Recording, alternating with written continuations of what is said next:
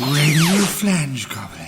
No, you're not imagining things, and neither are you part of some low-rent reality-style found-footage horror movie in which disgruntled spirits seemingly go around slamming doors and lighting candles for no good cocking reason. You are actually listening to Radio Flange Goblet, the only radio station that provides free ham to every 3,000th listener. We do not stipulate how much ham or for how long you'll receive it, but I assure you we do have free ham to give away. We just have 2,898 listeners more to go.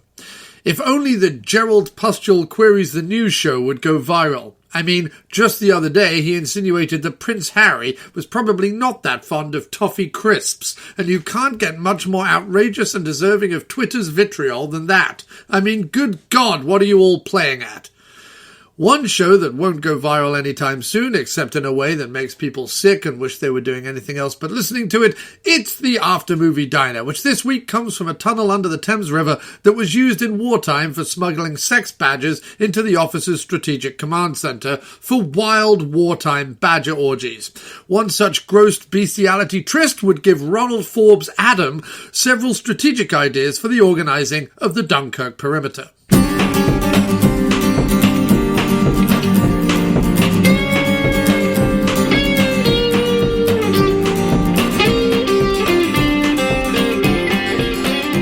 You're listening to the sweet sounds of the After Movie Diner. Support us at patreon.com/After Movie Diner. Or I'll punch you in the teats. Rate and review us on iTunes, Earthling. And now, here's your host, John Cross.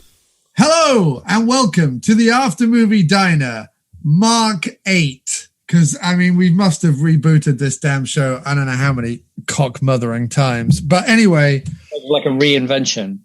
Like you've reinvented the diner 8 times. I don't know. I just picked that number out of a hat. Well, I mean, if you had to think about the number of times because you started off with a particular kind of diner, right? Yeah. Where it went on for a couple of hours. You talked about a bunch of different things that weren't really connected.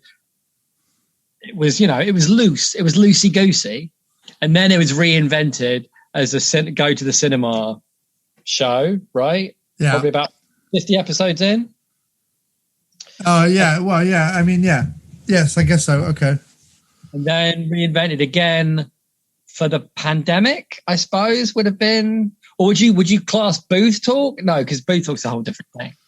I just mean that there has been probably between the time I started and now 8 times that I've gone, fuck it, I don't want to do it. And taken like a month off or like 6 weeks off. And that's probably happened 8 times. Yeah, that feels like a good number. So here we are. And I think we owe it because we unfortunately, despite having been off 5 weeks or whatever, it's been 4 weeks or whatever since we recorded a new episode. We've had an alarmingly small amount of shed talk. No shed talk. So that's very disappointing. And you live in a place where you could have a shed, but you're currently persistently choosing not to. Oh, and that's why, like, you think shedists out there are upset at me? Yeah, I think so. Yeah. Oh, sorry, sheddies, not shedists. Yeah. Sheddies out there they feel shunned. They feel shunned. Shed shunned. Shuddered them. What?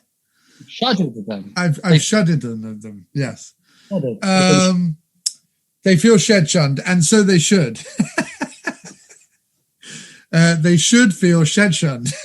Better to go when you've been shunned than a shed. Oh, but you know, Blokey from the World's Greatest Shed website or whatever it was, and I forget. Called World's Greatest Shed website, because if it's not, then he should seriously consider rebranding. No, it was just called shed.com. I think. But I personally prefer the World's Greatest Shed website. .com. .web. .st. World's Greatest Shed. .web. .st. Yeah. he was talking about starting a shed podcast, and I can't help thinking that the whole TED Talk, Shed Talk thing, that should be the... Yeah, that makes sense. Yeah. Like you would do it like the TED Talk logo, but Shed Talk. Mate, you're a marketing guru. How you haven't been snapped up by Madison Avenue is beyond me at this point.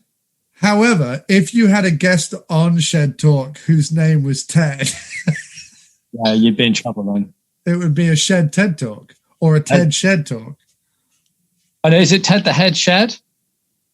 Isn't one of the characters in the World Staring Championships Ted the Head Shed? I'm pretty sure it is. Oh, maybe. Big train reference for people who, all 8 people who remember that very short-lived sketch show. Well, that's what I deal in. I deal in obscure references that people don't get, in the hope that makes me seem more cosmopolitan. More cosmopolitan. Yeah, that's what I'm. Don't you know that's what I've been shooting for all these years? It is. You've known me. I've been shooting for the cosmopolitan stars. Oh, okay. Not a to come across at any point, not only as cosmopolitan, but as even trying to be cosmopolitan. You seem so stunned by the news that I enjoy trying to be cosmopolitan that I'm now worried that I've so far fallen short that people didn't even know I was trying. I think the idea, having known you for as long as I have, the idea that you are trying to be anything. So your quarrel is not with the word cosmopolitan. Your quarrel is the word trying. I mean, you are trying, like knowing you is trying. But yeah, good point. But to be is to be tried. To be tried and convicted quite frequently as well. In a court of reality. In a court of ennui. But no, I suppose your Tipfer is a bit cosmopolitan. To the court of ennui. Court of ennui. And then you could be Judge Cross in Judge the court Cross. of ennui. I'm Judge Cross in the court of ennui. Dun dun.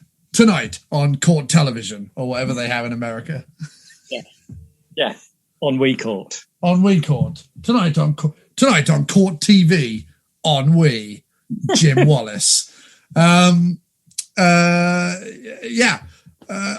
suppose you're the one thing I'm going to miss this summer, walking to the diner with you every week, would be the re-emergence of your Tipfer, which you tend to like wearing in the summer months. I have to pull it out soon. I'm only taking very short walks in the morning now, so I don't really need it.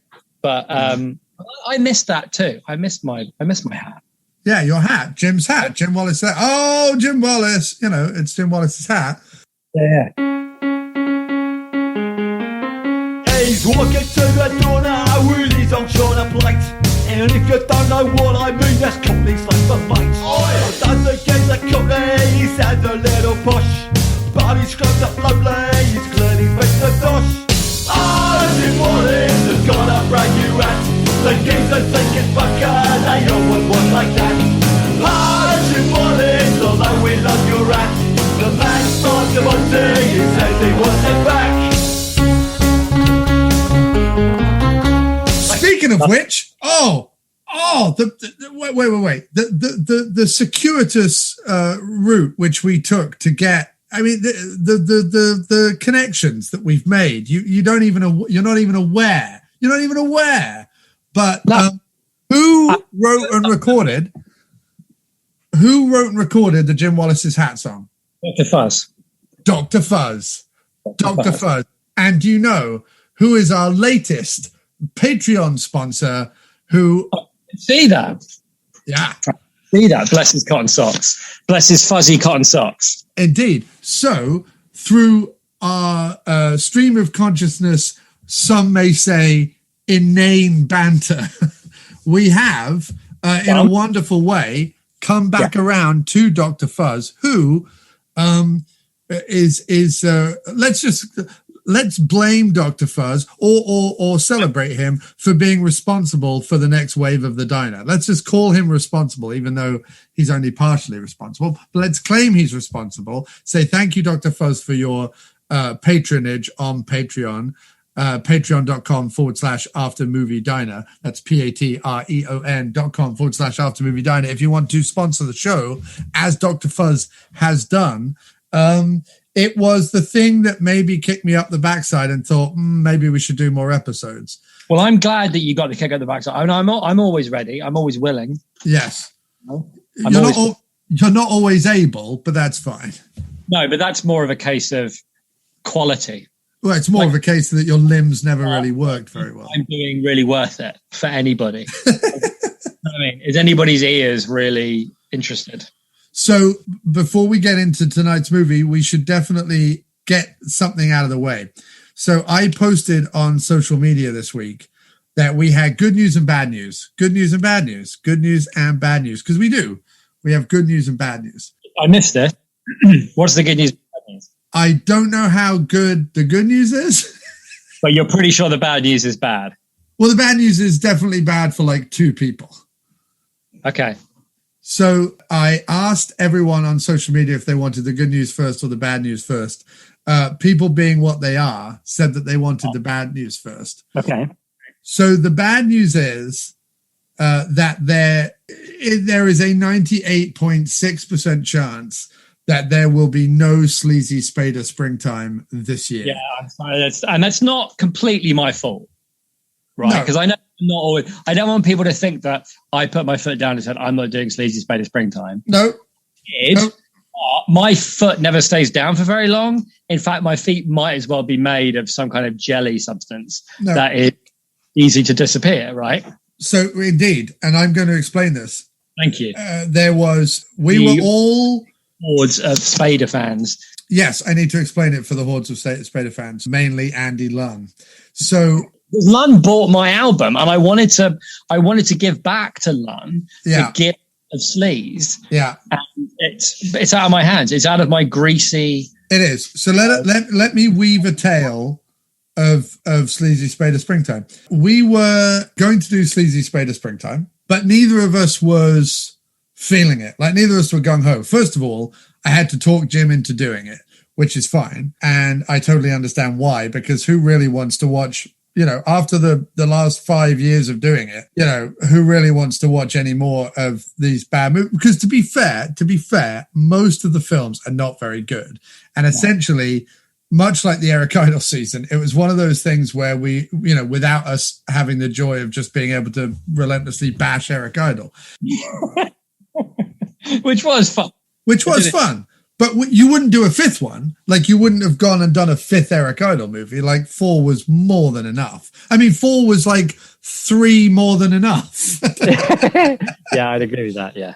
So 4 was 3 more than enough. And we were both a little like, first of all, I'd been going through a move. I've been doing a lot of music. Jim and I have spoken on many occasions about how I just wasn't, in the way that Jim had not been like feeling music recently, whereas Jim had been a big music fan back in the day. I had not been feeling movies particularly. Like Kim and I, after we moved, had just really kind of been watching TV or stuff that we'd watched before, kind of like comfort things. We weren't really like watching new things. I couldn't get excited about any of the new things. And then Spader just felt like compacting that. Like it just felt like not only are you not feeling in the mood to watch movies you haven't seen or non-cozy movies, but then you're also going to force yourself to watch just generally abysmal movies, and then try and milk even more jokes about Spader out of something you've been doing for 5 years. It just wasn't... At a time when I had moved to the countryside and was trying to find like my new piece, my new level, my new place, my new whatever, it just didn't feel like anything I wanted to do. Like it just felt like... You're saying it felt like Red Dwarf 8. Yeah. A step too far. It's not funny anymore. Stop doing it. Well, I mean, yes, but it also felt a little like I wasn't in the mood to do it, and I wasn't in the mood to do movies and necessarily even podcasts. I wanted to talk to you every week, but I wasn't necessarily in the mood to keep analyzing films or whatever. I just wasn't in the mood anymore. But I wanted to talk to you, and I was getting to the point where I was really enjoying the banter and not hating, but just not being into talking about the films. Then compounded by the fact that I just wasn't into like watching films at the time. Then you try and triple down with the whole, then I'm going to sit and try and watch like Spader films that I have no interest in whatsoever and try and get something out of them. It just felt like a step too far. So I kind of just said, we're not going to do that this year. And Jim agreed because I don't think he wanted to do it anyway. So I would have done Andy. He would have done it. I want you to know that I was willing to do it. He would have done. I think this is the thing, is that at the moment, and it's purely selfish on my part, but at the moment, I need to be driven by my moods rather than by deadlines, requirements, expectations, or whatever. I just need to be driven by my moods. Because that way, at least something will happen. You know what I mean? If I try and like force something that I'm really not in the mood for or really not in the place for, nothing will happen, or what will happen will just be bad. So I said, I'm going to knock Sleazy Spader on the head. Then we did Willy's Wonderland, which will be released tomorrow. Has been edited, is up, and will be released tomorrow. It's already on Patreon. If you're already a Patreon subscriber like Dr. Fuzz, you already have access to our latest episode. To Fuzz with Love. But if you are just a regular podcast listener and want it for free, you have to wait a whole 48 hours.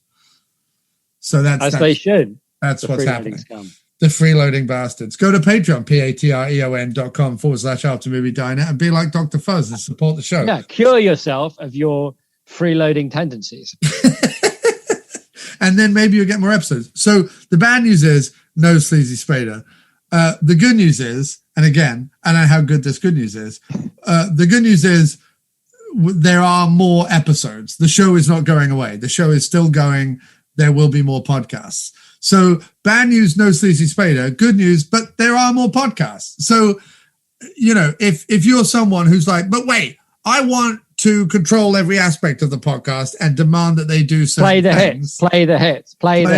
Then I'm sorry. No, we're not going to do it. We're not going to do it. What we're going to do, forget playing the hits. In fact, let's not even talk about sheds anymore. Controversy. Whoa. This is by Derek Smalls. He wrote this. Don't think we're ready for an 8-hour jazz exploration or whatever that is. Odyssey. It's a jazz odyssey. It's an odyssey. This will be an 8-hour jazz odyssey version of the After Movie Diner going forward, where you won't know what you're getting week in, week out, because we're scrapping seasons. We're not doing seasons anymore. We're not doing Sleazy Spader Springtime. However, what we have agreed, we've made a gentleman's agreement that 1 week I pick a film and 1 week Jim picks a film. Jim, I'm probably going to err on the side of strange but intriguing VOD, like straight to video releases. Yes. That's where I'm going towards. That's where I'm thinking. And my thinking was this.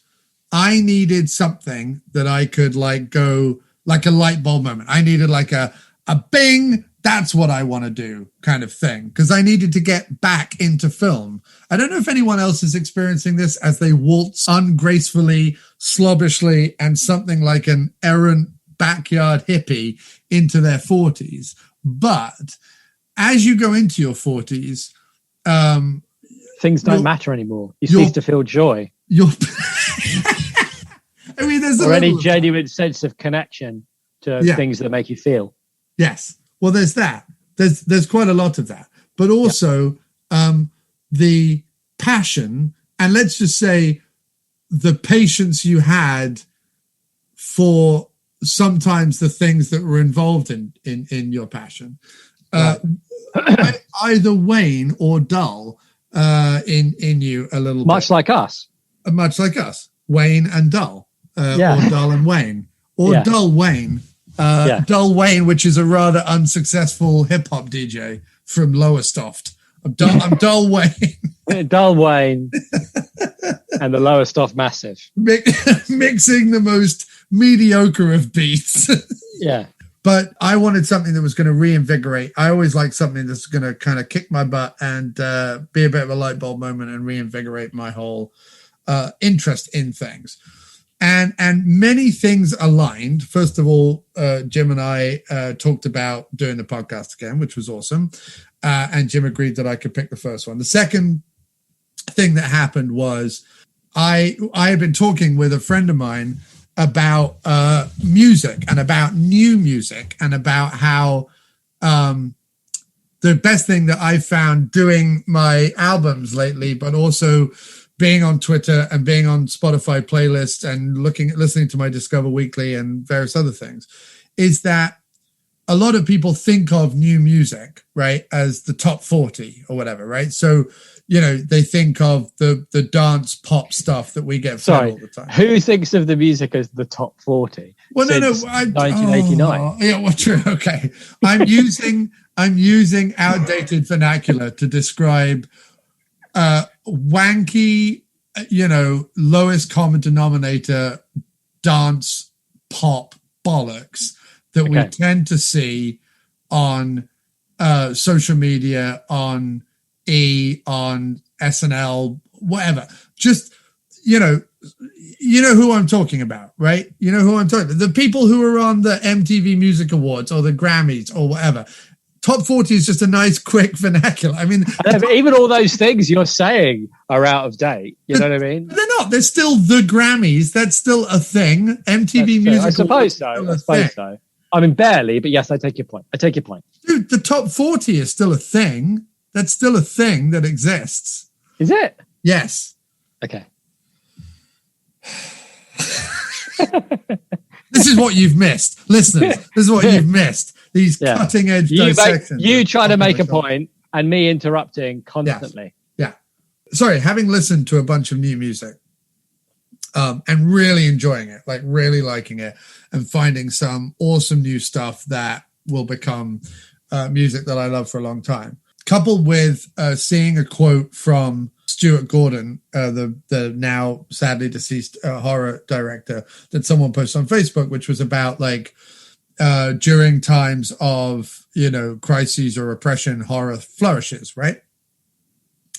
And the two conversations I was having that day, or the two things that I saw that day, slammed together in my mind, and I was like, "Now, come on, John, there must be some good new horror out there. There isn't," because I've been thinking of new horror as shitty remakes that I hated, or people who wanted to be John Carpenter but were so desperately not John Carpenter it was upsetting. And then fucking whatever bandwagon Hack Snyder decides to jump on this week. Like, that's kind of how I was identifying new horror.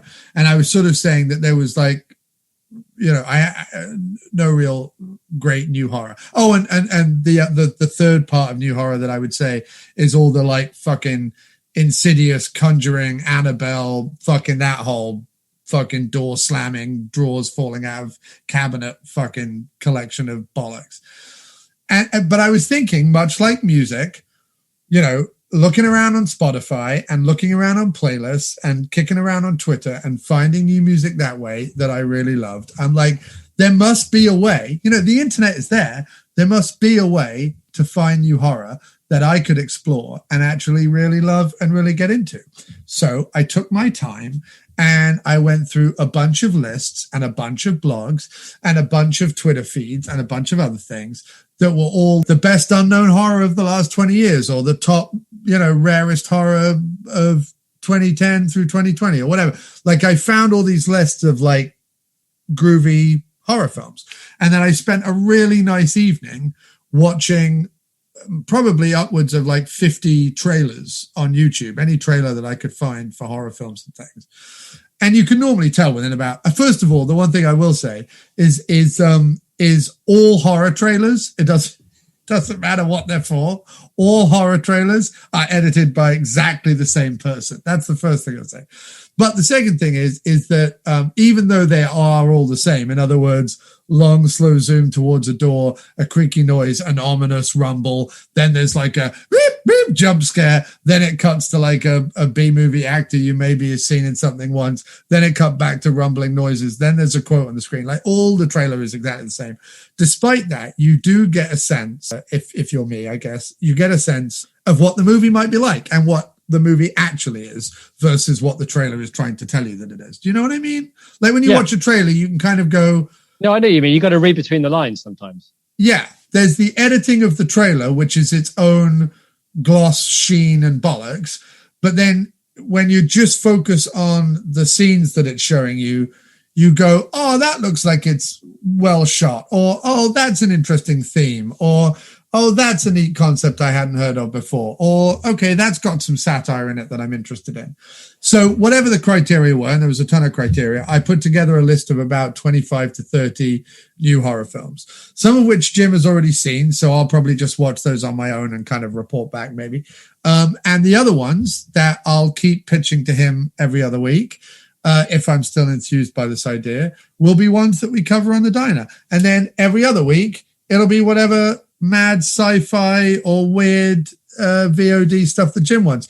And what's nice is that I was talking to your brother today, and he said, you know, the thing I always really liked was when you kind of what you like about when we used to do the show, which was we'd go to the cinema and instead of seeing, Marvel movie 15 or, Fast and Furious 10 or Saw 28 or whatever, we would go see Christian Slater in Stranded or, Samuel L. Jackson in Big Game or John Cusack in Bagman or Nick Cage in The Trust or whatever it was. Like we went and saw these films. And they weren't always, as time went on, there wasn't always those movies out anymore because most of them were moving over to VOD. And what I think is nice about doing the diner going forward is the stuff I'm picking out, I think falls neatly into that category of it's not the Insidious and the Saws and the Conjurings and the whatever. It's not the A horror movie.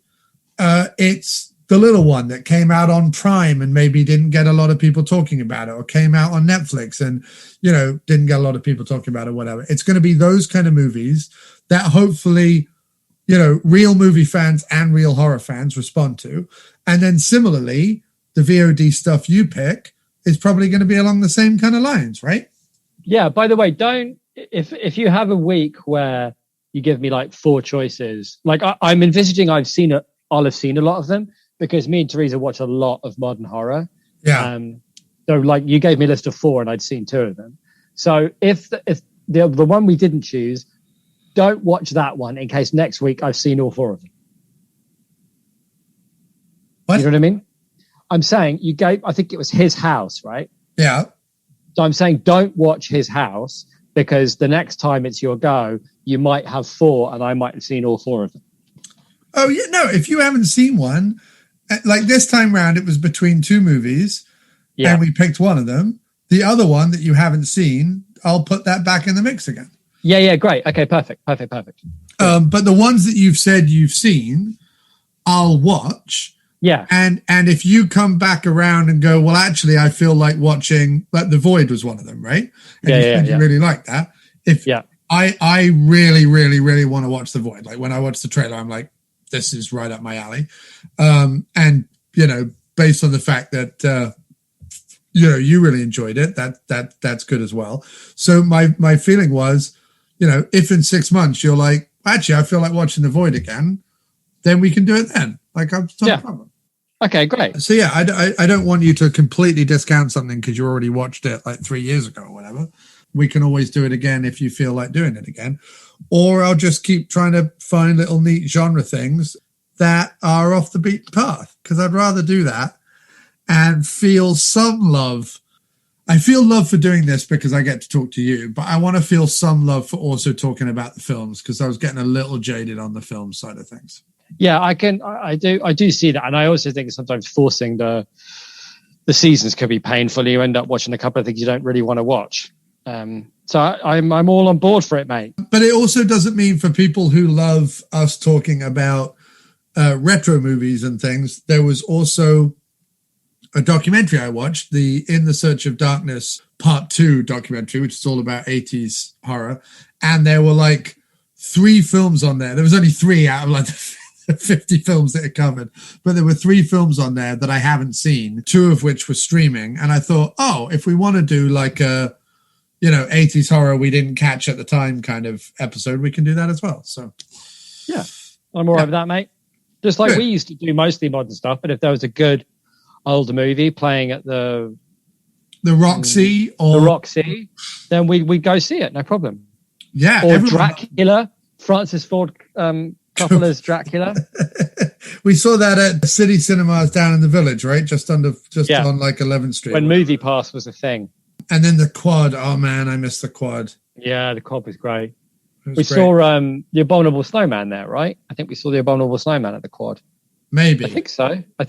In fact, I think, weirdly enough, Dracula was the first movie we watched with Movie Pass, and the Abominable Snowman we were supposed to watch with Movie Pass, but that was the day they went bust. They ran out of money and none of our tickets were any good. Do you remember? Yeah, I do remember that. I'm pretty sure that was... No, it was... Didn't we go to the Quad?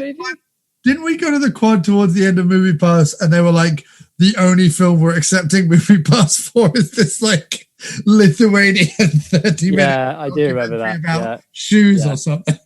Yeah, I don't want to watch a 30-minute Lithuanian documentary about shoes, but thank you. No, very wise.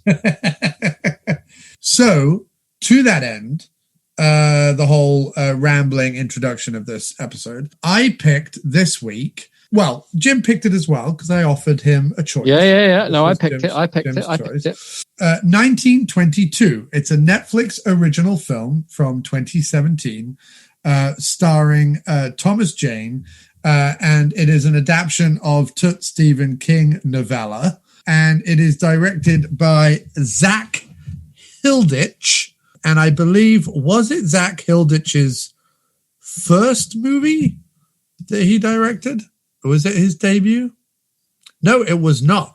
His debut was Transmission back in 2012, which is weirdly, Transmission weirdly sounds a lot like Cargo, the other movie that I suggested, the Australian outback zombie. Oh, that's film. A good one. That's a good one. Yeah, no, I've actually watched the first 10 minutes of Cargo, but Transmission, which is only a short that he made, is actually set across the post-apocalyptic Western Australian desert highways.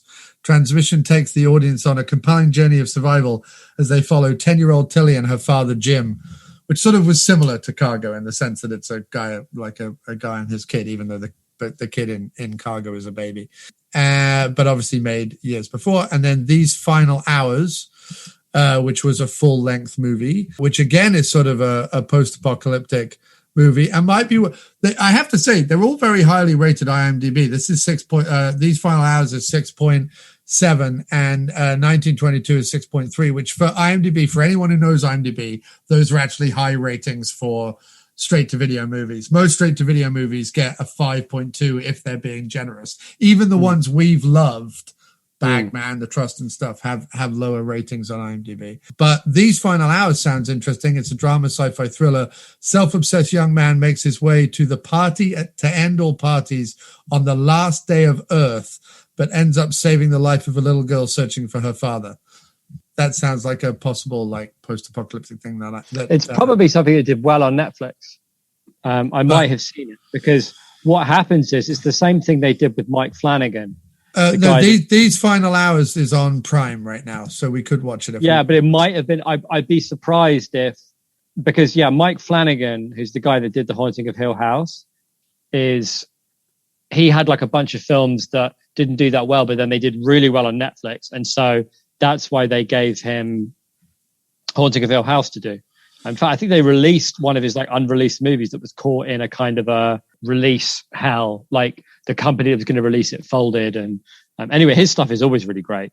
But yeah, and it's their way of knowing like, oh, this guy knows what he's doing because we've got the figures to back it up. You know, I mean, it's not box office. It's just like this guy makes films that people want to watch. Well, dude, not only that, but Zach Hilditch's follow-up to 1922 which is also apparently on Netflix right now, from 2019, Rattlesnake. When a single mother accepts the help of a mysterious woman after her daughter is bitten by a rattlesnake, she finds herself making an unthinkable deal with the devil to repay the stranger. Oh, that sounds good. Right? Maybe we do a Zach Hilditch. Maybe occasionally we dip into the ditch of Hilditch and watch one of his movies.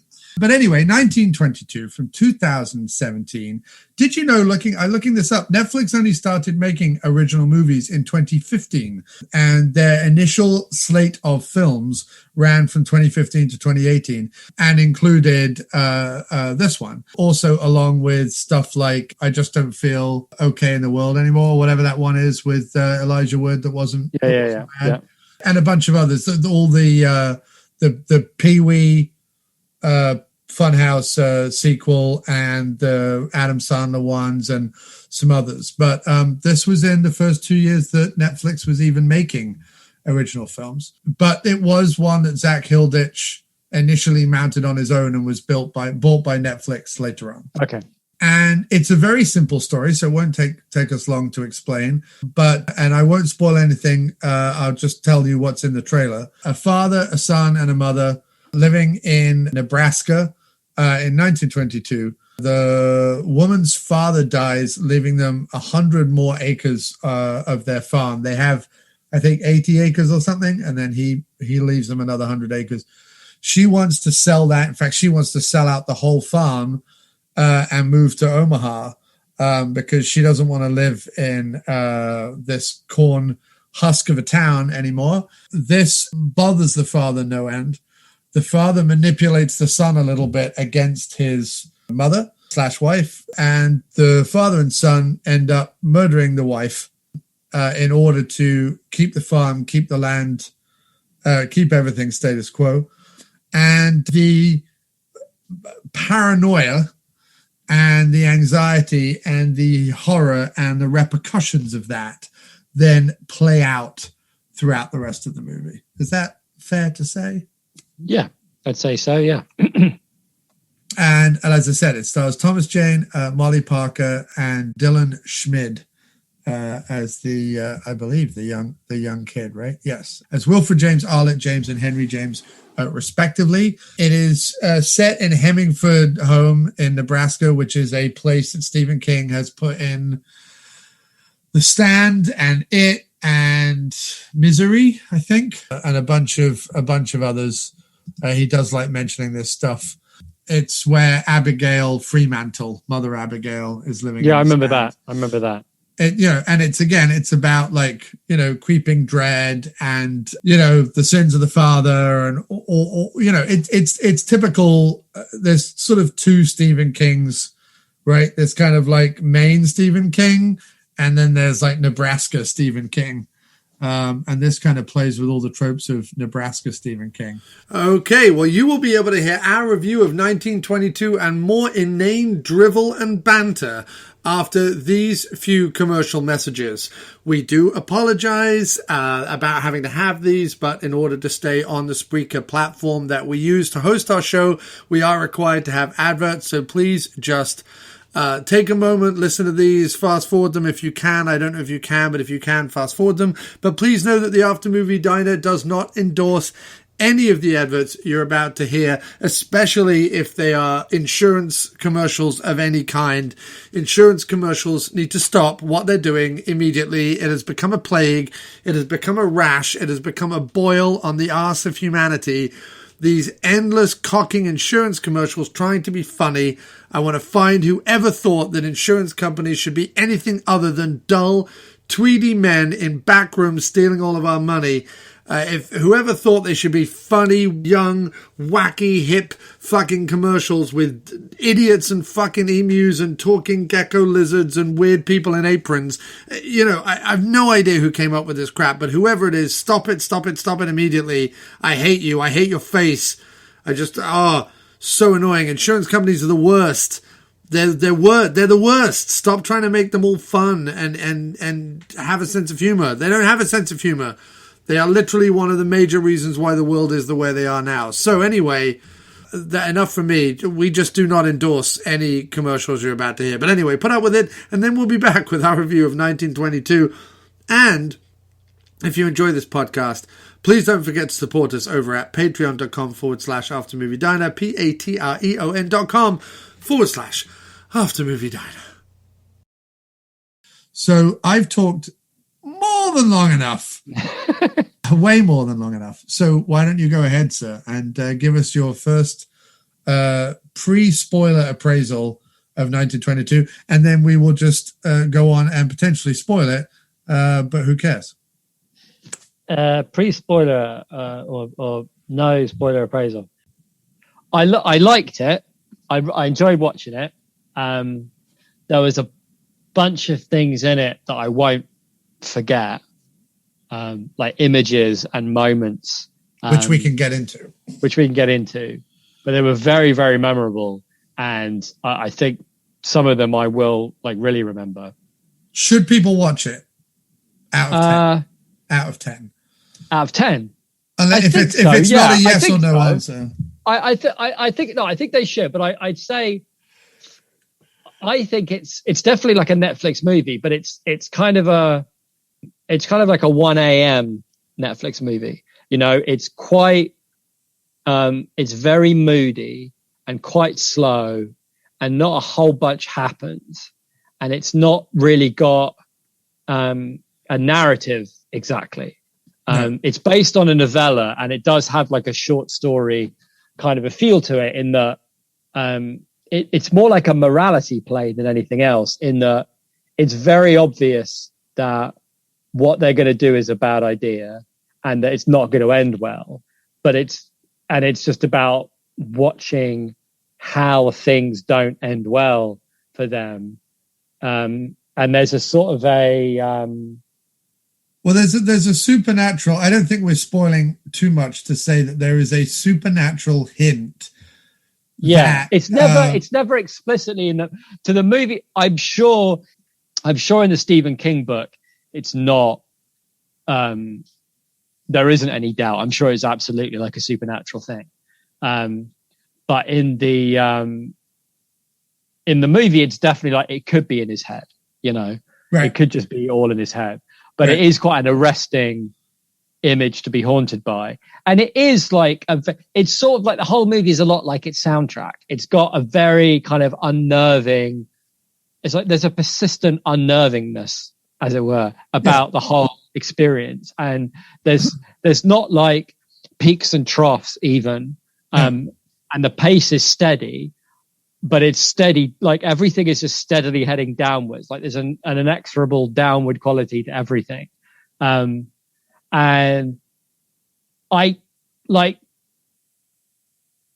sort of really liked what Thomas Jane was doing, but also was a bit occasionally put off by it. Yeah, it's incredible. When I was looking up the movie, apparently Thomas Jane, when this first came out, Thomas Jane got a lot of plaudits from critics, saying this was one of his like most arresting performances and one of his best performances. His performance never annoyed me, like never actively annoyed me. It never put me on edge. But I was watching it going like, this is borderline parody. Like it's borderline. Yeah. If you asked John Q. Public to do his impression of a kind of turn of the century Dust Bowl hick from Nebraska, they would do what Thomas Jane is doing in this movie. Also, he makes the decision, and it's never commented on, but he makes the decision to never open his teeth when he talks. Yeah. Which makes it, which sort of compounds it even further, because I was watching it. The only reason why I wouldn't watch it at 1 a.m. is you'd have to have the volume up so loud to hear what people were actually saying. Because half the time they talk about it, you can't fucking tell what the hell they're saying anyway. It's all fucking blah, blah, blah, blah. And you're like, I can't hear you. Like, I get you're trying to do a character. Like, speak so I can understand it. Yeah, it's a shame because right at the beginning, when he's in the hotel room, and he's like hearing things in the wall, that was really, really good. Yes. It was like that thing where it was so good it was almost funny. Yeah. You know, like what he was doing was so arresting and. Well, physically, he's very good. He's physically very good. The voice is, you're right. Physically, he is great, and all of his reactions are like when he's like cornered by the reporters at the train station. And the best scene is when he sat in the corner of the house, being snowed on. Oh yeah, the cow walks in. Yeah. Face on him. Yeah, and then the cow walks in. I thought that was absolutely. No, you're right. No, you know what? You're absolutely right. Physically, he's brilliant. Really good. Yes, really good at his expressions, the way he walks. I love the way he after one of the things happens, he's like carrying his hand behind the hat or like tucking it into a coat. You know what I mean? Like there's like it's just really nice things. But the voice is can be a little unnerving, not like off-putting, but just like ever so slightly sometimes throws you out of it. But it's full of stuff like that, like the him sitting in the snow and the cow walking in, or the even the rat bite was so. It was like I've never seen a bite before that was upsetting. Yes. You know, when he looks at the way he's been bitten, it's upsetting somehow. It's not gross or gory. It's like, oh God. I mean, it is gory, but I know what you're saying. Yeah, it is, but it's not like dripping or anything. It's just like, I don't know. And even like the bit when they pull the sheet back on the son. Yes. And it's like utterly, utterly horrifying. Yes. But it also is like, is there something written on his face? Like briefly it looked like somebody'd scratched something into it, like a word and it wasn't that, it was something else, but it was enough of an impression to be even more disturbing than the sight itself, that like there was a message there. It was all very, I'd say this. I did genuinely enjoy the film. Yeah, me too. I did really enjoy it. And what was interesting though is watching Thomas Jane's performance. As much as I liked his performance, there was definitely a part of me that and not so much like, oh, I wish they'd cast someone else in this film, but more that with all these films, or with all the films being made by Netflix and Prime and stuff like this at a time like this,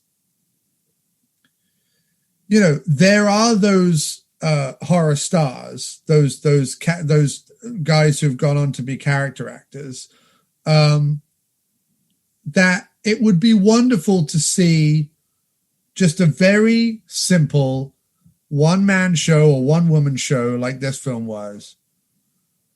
A few of these being made, and then these horror actors, whether it's Jeffrey Combs, Robert Englund, Bruce Campbell, Ted Raimi, given these parts in these little Netflix, couple of $1 million, whatever movies, shot up in Vancouver.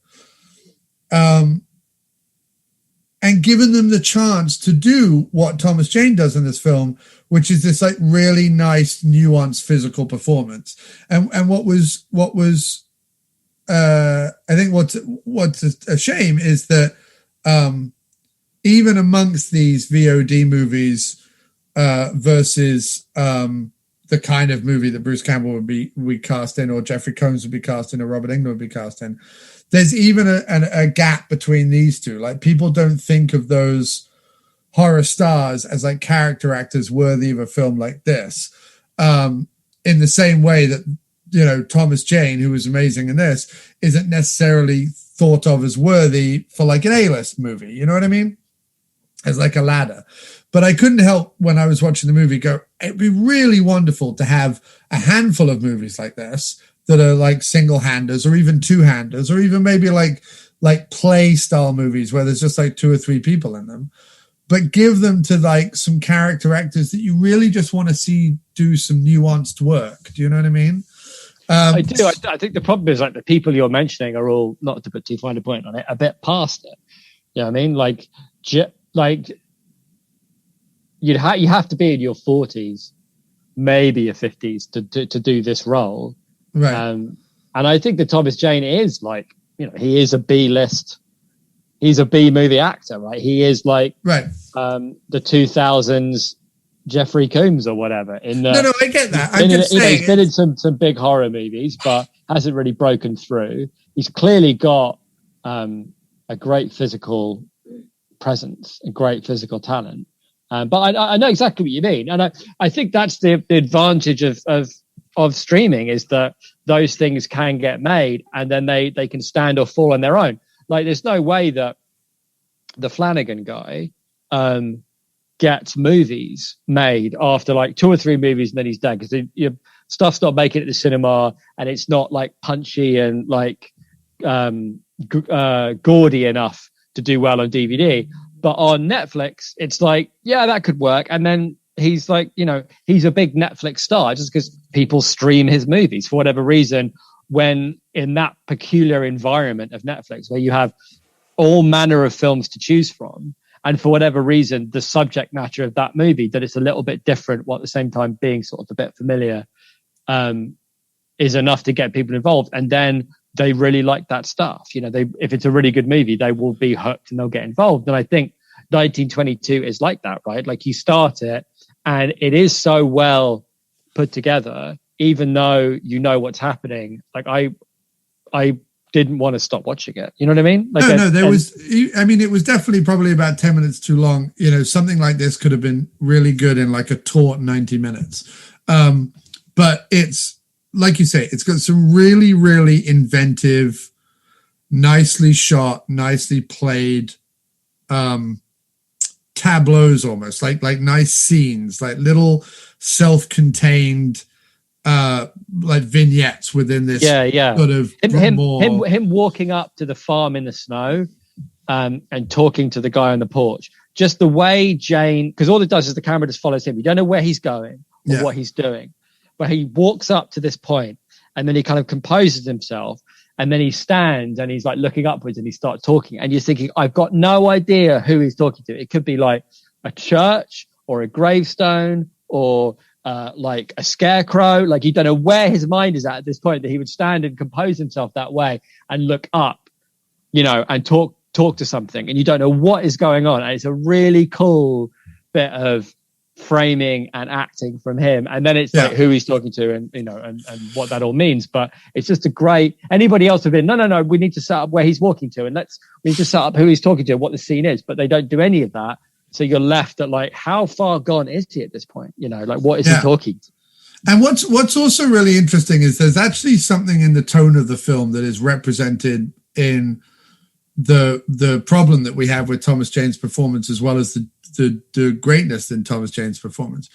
So just as the voice that Thomas Jane is doing, and the thing that he's doing with his teeth, where he's decided not to open his teeth when he talks, but rather like grit them and kind of talk through his teeth like that the whole time.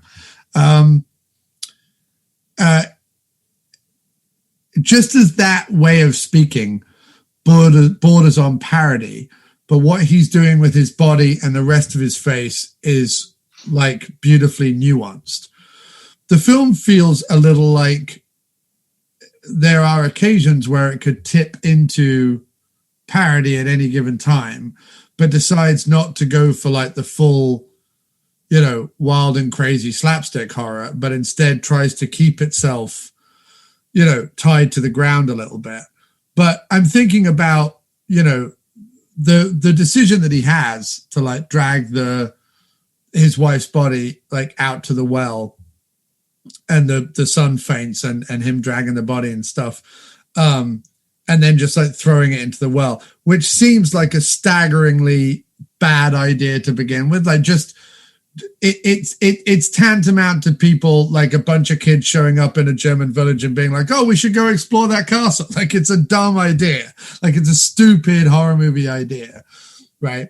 But what's even more ridiculous is then the whole idea of, well, let's shove a cow.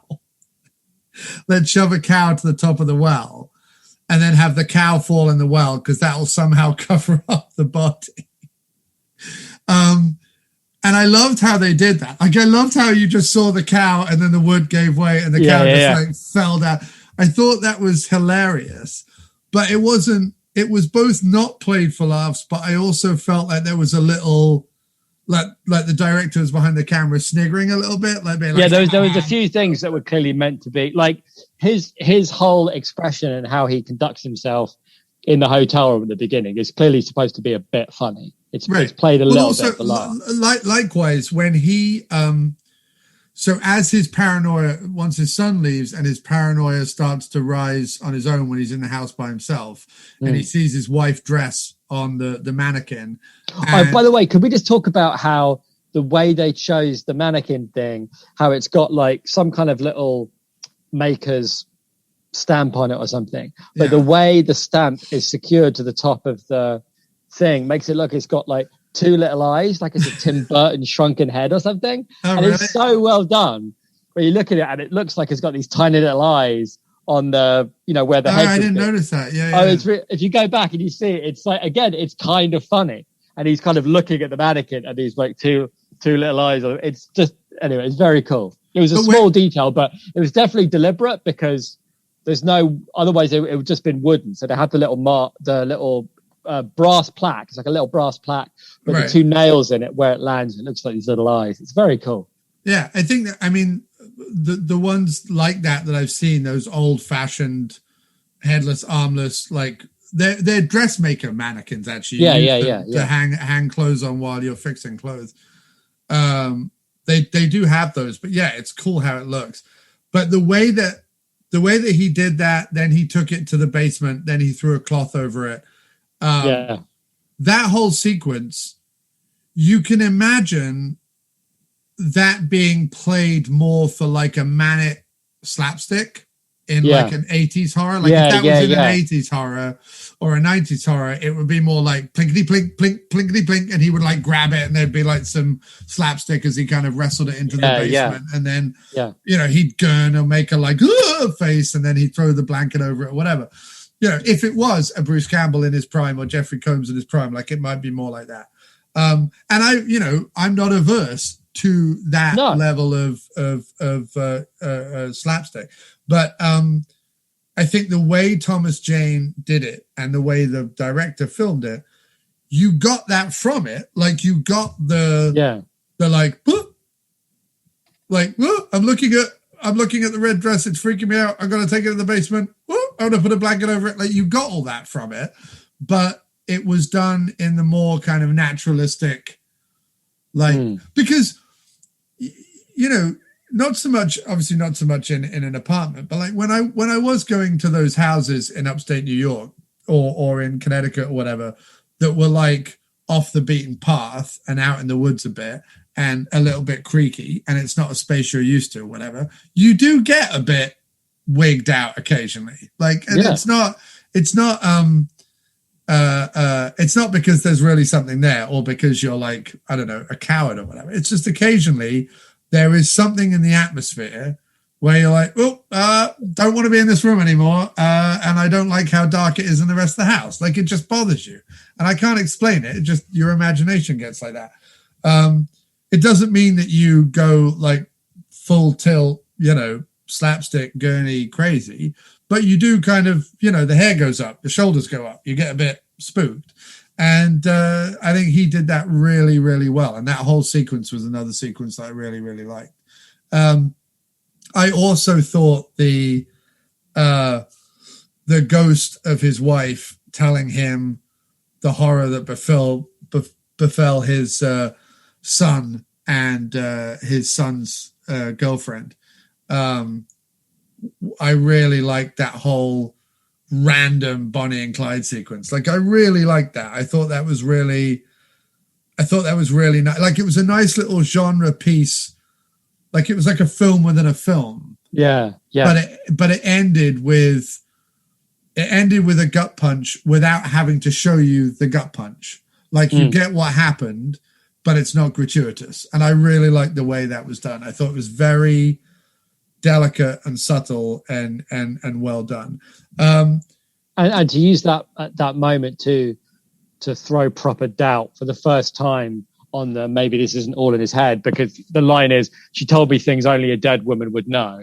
Yeah, which is a great line. That's got to be in the book. That is a great, and as you say, then it's not like, oh, I knew something bad had happened, and then it's what's nice is it's using the it's using the conventions of flashback to make a point instead of it being, or not flashback, but like how characters can like know and experience things they couldn't possibly know and experience, and like someone else's, like he would never know what actually happened to his kid, and instead of going, I knew, you know, she told me that he was dead, and then cut to the whole sequence. So instead of it being like, oh, now we've got an excuse to go over and show you what happened, even though he doesn't know what that is, instead, no, every moment that he's seeing is what's being told to him, right?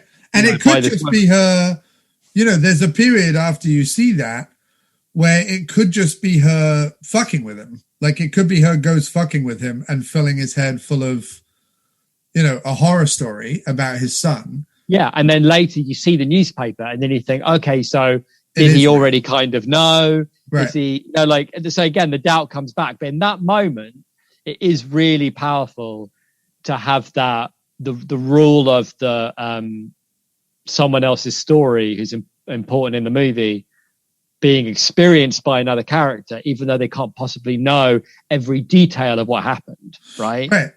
It just works really well. What I really liked as well with the son's character, not that he got a lot of screen time, but what I liked about it was that you are presented with a family unit at the beginning of a wife who is, you know, likes her drink, right? When she's drunk, likes her sex, likes to talk about sex, talks about sex with the son as well, and wants to move to Omaha and be a bit, you know, fancier and a bit more city-like and a bit more, just more modern and more whatever.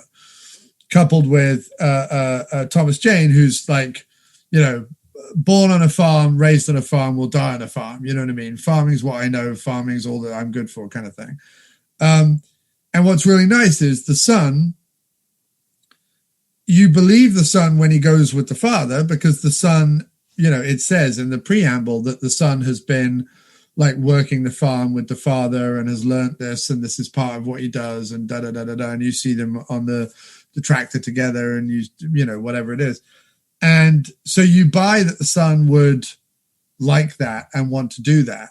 But then when the son goes off and, you know, storms off and, you know, ends up becoming something of a highwayman or whatever, you buy that as well, because you're like, well, some of the mother's impulsiveness and some of the mother's recklessness would be in the child as well. You know what I mean? So you kind of buy the son having a side of himself that would be a little bit more flighty. You know what I mean? A little bit more. And once you've removed like that barrier of, well, I guess I could do what I want now.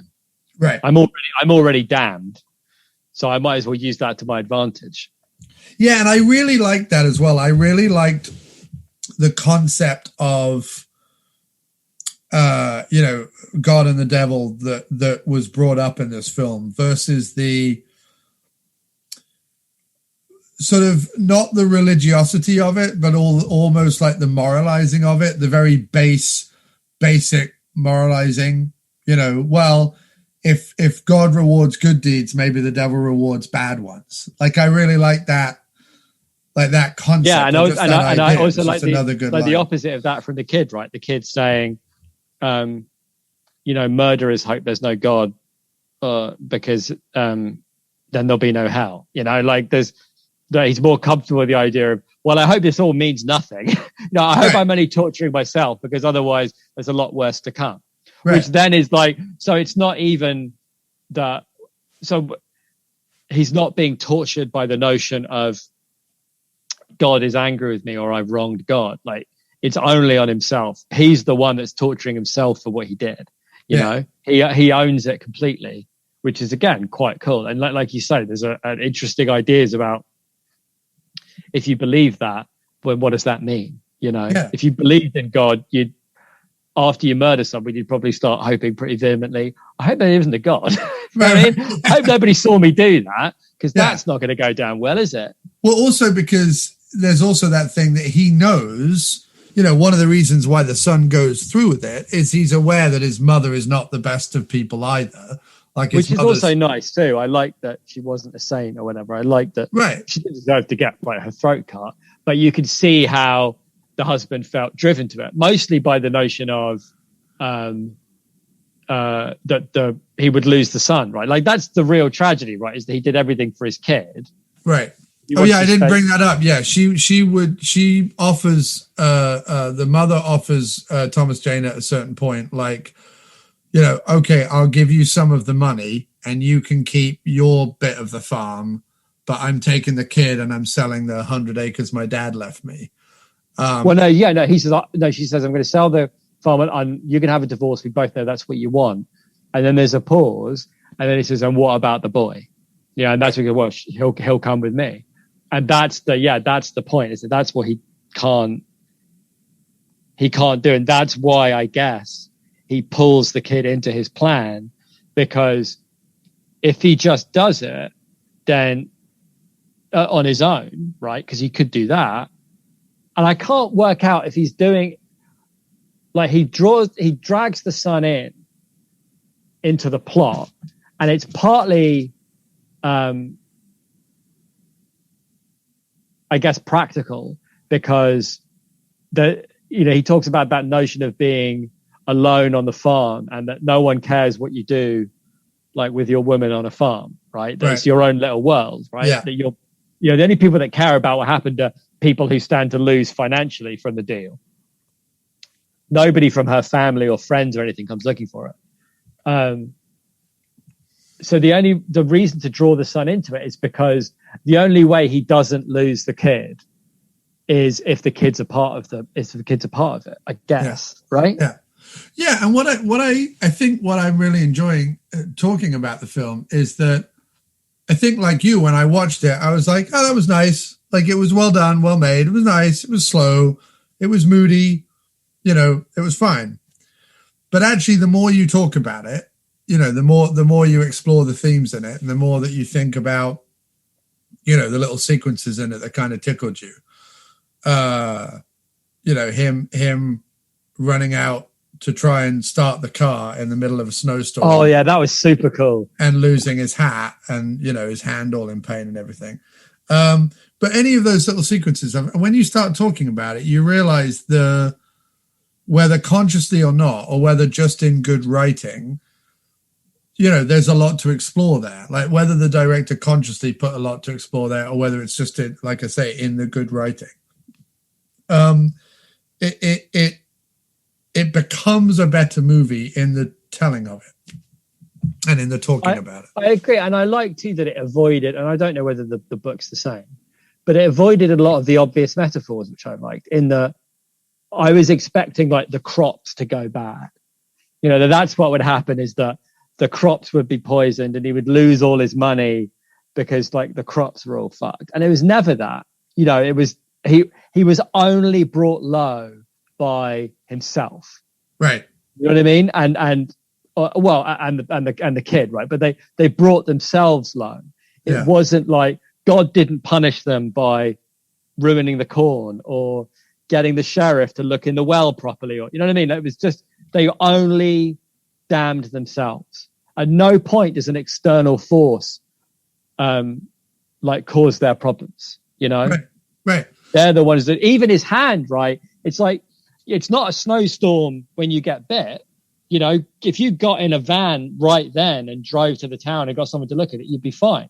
But it's because he's so mixed up and not thinking straight. Yeah. And it's just like, I'll just take, everything's like, I've just got to make do now and try and get through the next 30 seconds because I can't handle what I've done.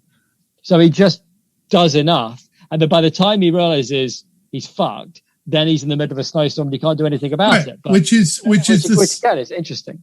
It's the same as the metaphor of the leak. Like, it starts off the night that the night is, it's the night after the sun leaves, right? Yeah. There starts to be a very slow leak in his roof. And he says, like, the leak won't take me any time to fix or whatever. But then it jumps forward 3 months and there's a bloody great hole. That's right. You know what? I missed that. I totally missed that. You're right. I got the leaking roof bit, but I didn't. And that's really cool. I totally didn't put the two bits together because I know it sounds stupid now. I know that, you know, there was a hole in the roof and the snow's coming through it. And I knew that was like symptomatic of, you know, the place falling apart. But I'd forgotten that, he goes off and gets the mortgage. He's doing all this stuff to try and be like, I need to be busier than that. And so he ignores, Yeah, you're right. It's exactly the same thing as the hand. That's a really good. I missed that totally, but it's very cool. Yeah, no, yeah. The leak and the hand are the same thing. Like if you, yeah. You're right. You're totally right. Tackle something the moment it shows up. Don't let it linger.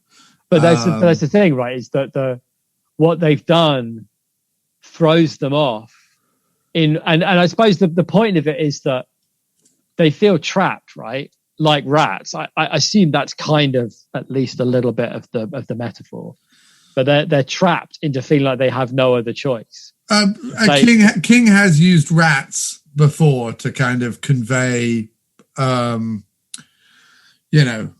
otherworldly stuff or menace or darkness. I mean, there's rats in the corn, or darkness. But I suppose it's because it's like it's a very American metaphor, the whole rats in the corn thing, because there's this idea of, there's like fields of golden corn. But if you actually live in those places, then, that there are that rats can get in and like fuck it all up.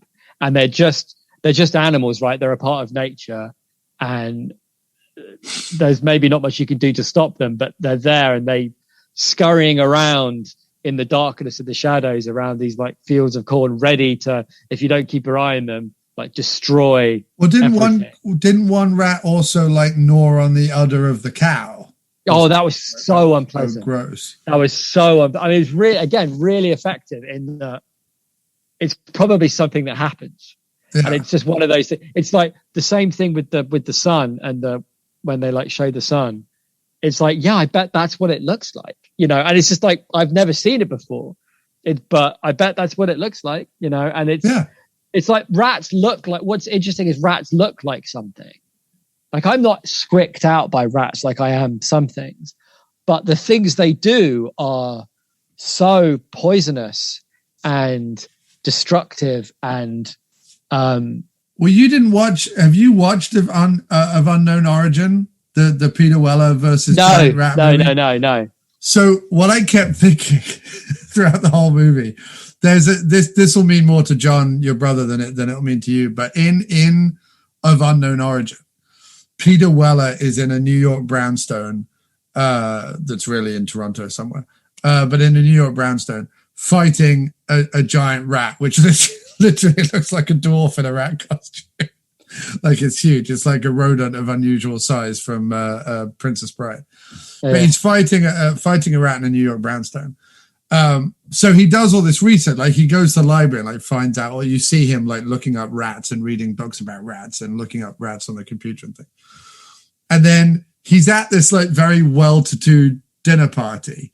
And it's like this business critical dinner party, you know what I mean? And everyone sat around like quaffing port or whatever.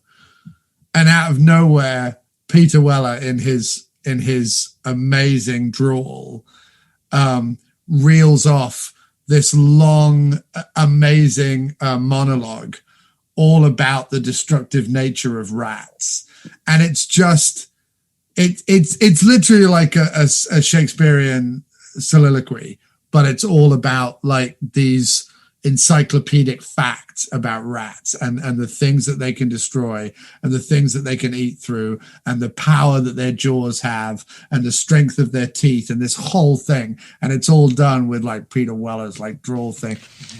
All right, I'm sorry, I'm a Elliot. little distracted, Elliot. Just picking through the bones, Elliot. Picking through the bones.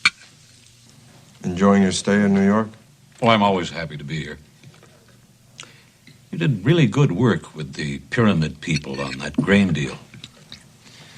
Did you know that over 1/5 of all the grain on this planet is destroyed by rats?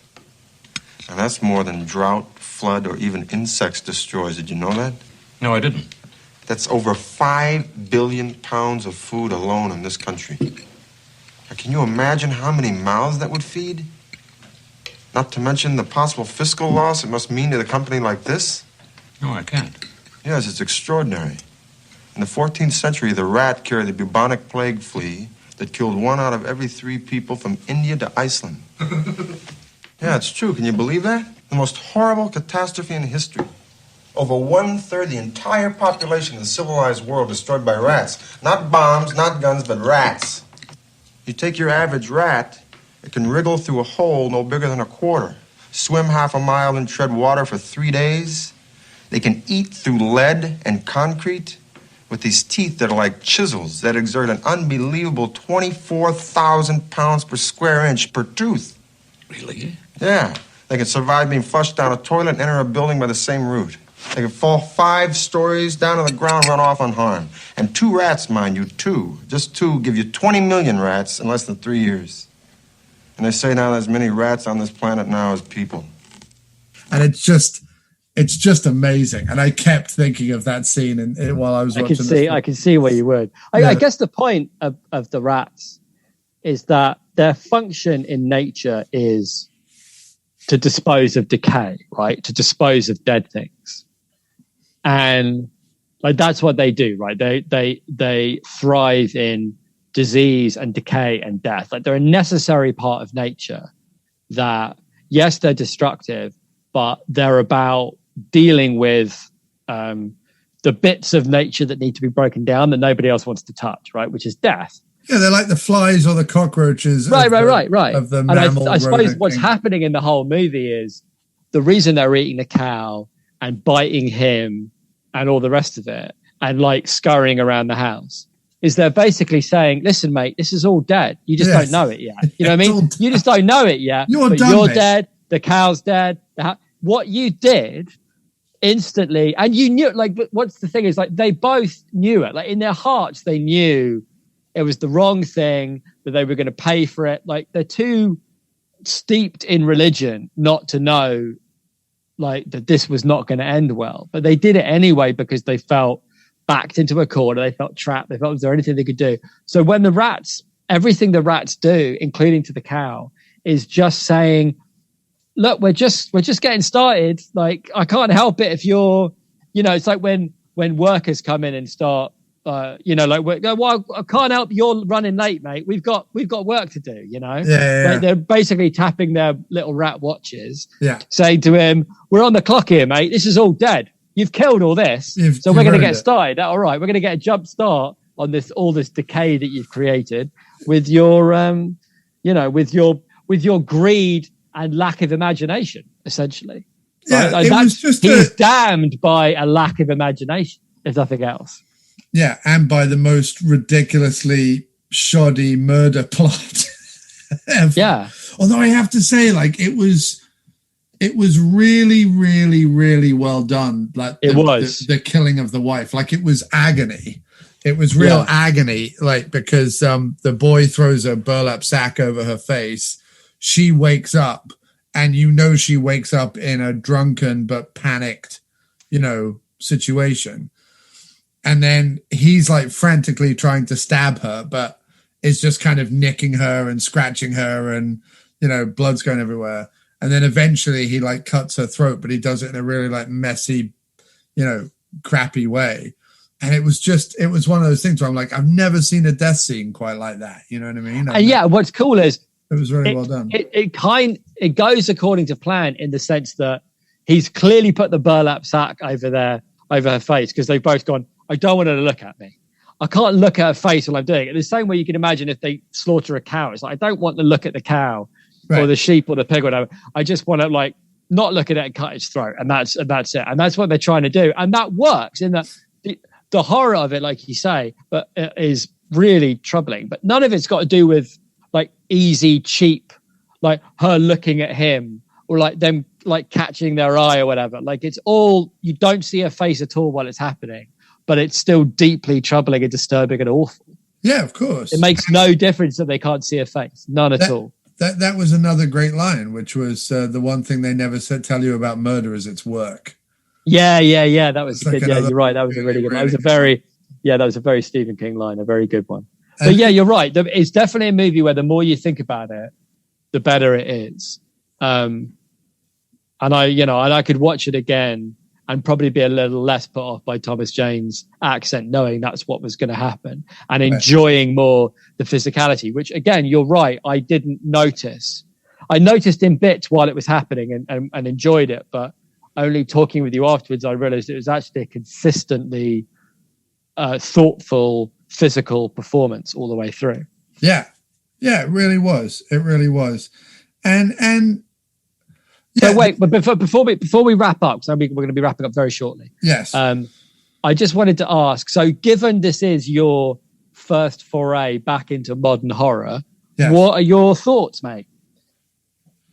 I mean, yeah, it was a great place to start. It was a great place to start. I think it was. I mean, yeah, it's a you can't really go wrong with a Stephen King adaptation. We've proved pretty recently that that's not true. Well, I mean, Maximum Overdrive, okay, but I mean, in general, most Stephen King adaptations are at least watchable when they're done right. That's true. But in terms, where does this sit in terms of modern horror? No, not so much that, but more like, you were clearly looking for something when you went back into modern horror. Like, maybe it's not all cupboard, cats in bathroom mirrors, right. Or remakes. Right. So, how did this one make you feel in light of that? Well, I have to say that while it is a horror movie, it's not a capital H horror movie. It's it's more of a brooding drama with horror. You know what I mean? Like the horror. I guess it felt more like a kind of a 70s horror movie. Like a lot of 70s movies. Yeah, it's more kind of Changeling pace. Yeah, or Rosemary's Baby kind of. Yes.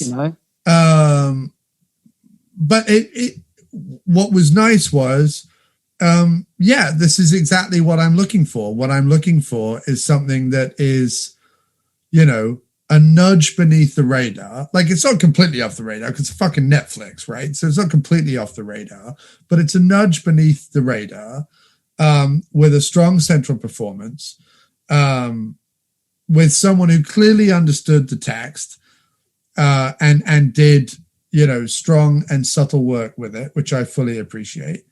And it gives me some positive vibes and positive hope towards the rest of my exploration through modern horror. Well, I think I enjoy it, mate, because it's been my experience that one of the boons of streaming, in my opinion, is that I've seen a lot of shonky action films and I've seen a lot of shonky sci-fi. I haven't seen a lot of great low budget sci-fi or a lot of great action films in the kind of like the Netflix swamp of movies, but I have seen a ton of really great horror films. That the fact that it's like, look, it isn't enough to have like a name star, some lurid box art and a catchy title anymore, right? In order to get people to watch stuff, it actually has to be like reasonably compelling and actually quite good, or they'll just stop watching. And then Netflix aren't going to care about it, right? If you get a movie that people start but then bugger off, they're not interested. They want you for the whole thing, right? So, and they can tell that, right? They can tell how much of a movie they watched. So a valuable movie to Netflix is one that kept you there for 2 hours and then brought you back because you enjoyed that movie and Netflix has good movies. So it has to be not just good, but good enough to bring you back for something similar. So I've seen a lot of really great, thoughtful, like not much budget, actors I've never heard of, directors I've never heard of, but the mood of it and the ideas and the way it's shot, it's just full of imagination and a desire to make something good, not cynical. Yeah, what kept this is part of me trying. I think this is going to be a running theme as well. We're growing older. You and I are growing older in a part of a generation who is we're not as necessarily self-aware as the generations that are coming up behind us. But we certainly grew up in a time where our parents or our older siblings or whatever were definitely going through the whole self-help thing and the self-awareness thing and and then we got bombarded with social media and the internet and whatever. And all the things that we've gone through makes us fundamentally aware that at a certain point, right? At a certain point, men especially, and I'm going to say men especially because I'm just going to talk about you and me, but men especially become, like set in their way. First of all, they become set in their ways. And then secondly, they become, they start to have the worst opinions on the planet. They start to like, and we've witnessed this, right? Our parents have lived long enough and old enough, more so than our parents' did. They've lived long enough and old enough and have been more vocal enough and had more platforms and things to be vocal on.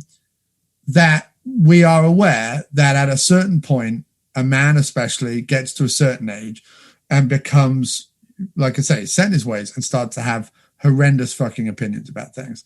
And I think you and I are two people who are aware of this fact and want to stave that off as long as humanly possible. Yeah, because I think that's fair, yeah. we consider ourselves to be, decent individuals with, relatively decent opinions, not looking to shit on anyone and not looking to, be horribly right wing or whatever. The reason why I say that is every so often I confront myself.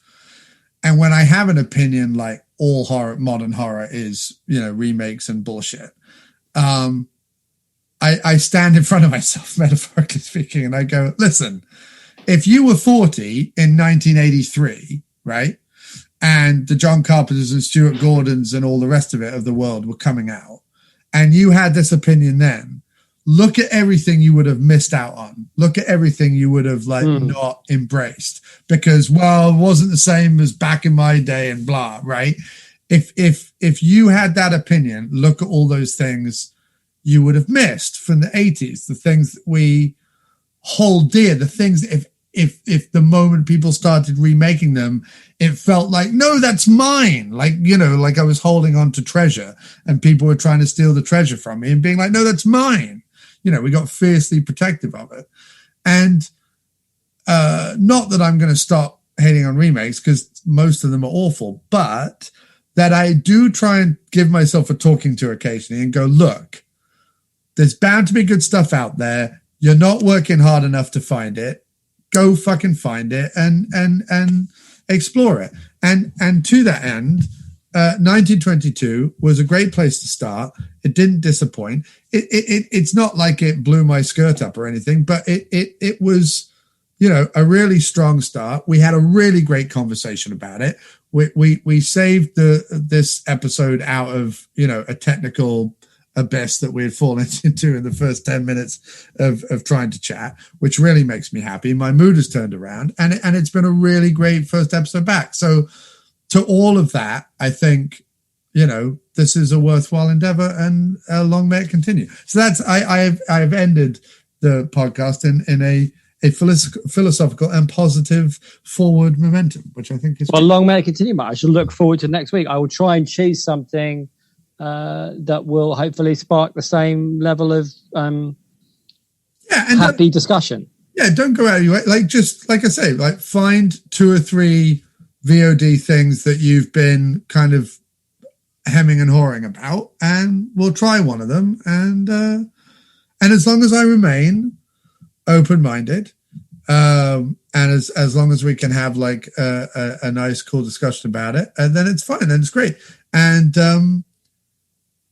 yeah, I don't feel being forced into anything by any scenario. We're just kind of you're right. And then I like the choices too, because then you could also feel free to turn all of them down if you want to. And go, that's fine, I'll find something else or whatever, Well, what was really nice was after I compiled my big list of modern horror that I should see, I put out on Twitter and Facebook hey, is there any modern horror that I should really pay attention to that's not remakes or wanky?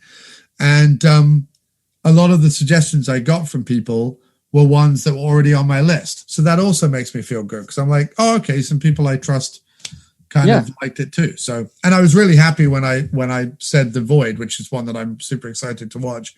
And you said, oh yeah, I loved it, mate. I'm like, okay, that's because The Void looked to me like something, especially because of its Assault on Precinct 13-esque nature from the trailer. I thought that's one that could have tipped Jim either way. He could have either really liked it or really fucking hated it. And so the fact that you liked it, I'm like, good, that bodes well for me then. Yeah, no, me and Teresa enjoyed that one. I remember that. So I'm going to watch that, and I will report back on The Void in the future. Just we'll do a quick capsule like, oh yeah, it was good. And then we'll talk about whatever. But yeah, it's exciting. It's good. Good first episode back. Thank you, sir, for doing this. And we'll talk again next week. That'd be lovely. I'm looking forward to it, man. All right. Well, there you go. That was this week's episode, 1922, now streaming on Netflix. Check it out. And to play us out, it is another new song. I don't seem to be able to stop writing music. I will have an album out in June. It is June. This is June 1st. I'm recording this, but I'll have an album out this June. Splang, which was my album from Bandcamp Friday of May, is still available. Check it out under Miscellaneous Plumbing Fixtures on Spotify, Bandcamp, Google Play, Amazon, wherever music is found, you can find it. And this new album, Conspiracy Theories, will be out in June, I think in time for Juneteenth, because I believe Bandcamp is doing a donation drive on Juneteenth. So I'll be a part of that, giving away any profits from the album to a worthwhile cause. Anyway, you get to have a sneak peek. It's one of the few things that, as a listener of the After Movie Diner, you get first, is a sneak peek of my music. So now's the time to turn off if you don't like my music, but now's the time to relish in new music if you are a fan of Miscellaneous Plumbing Fixtures. Follow me on the socials wherever Miss Plum Fix is found, and enjoy this new song. Thanks ever so much for listening. Bye.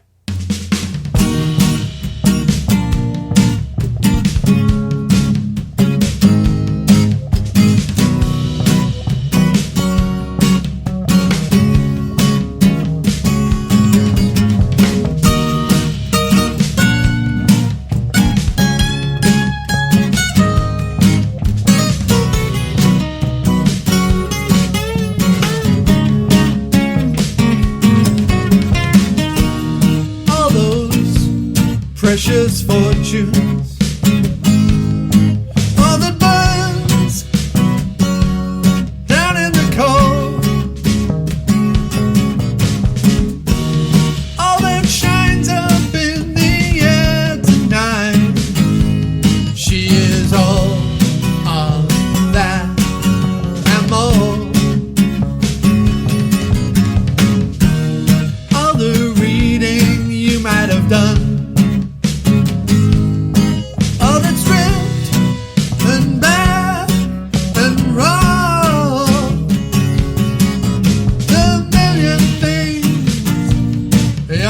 thinking of my friend. She's all of that and more. Yeah, she's all of that to me. She's all I ever see. From the stand to down on one knee. She's all of that to me. From the waves to the bottom of the sea. She is all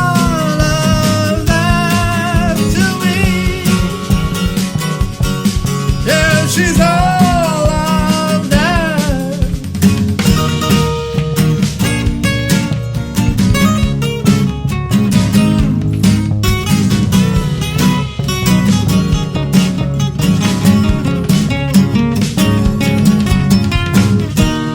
All the water that you waste from the roof down to the floor. All the answers to the quiz you're looking for. She's all of that and more. All the writings that we lost inside the library fire. All the broken locks to every bank safe store. All the voices that we should not drown out and what they're marching for. She is all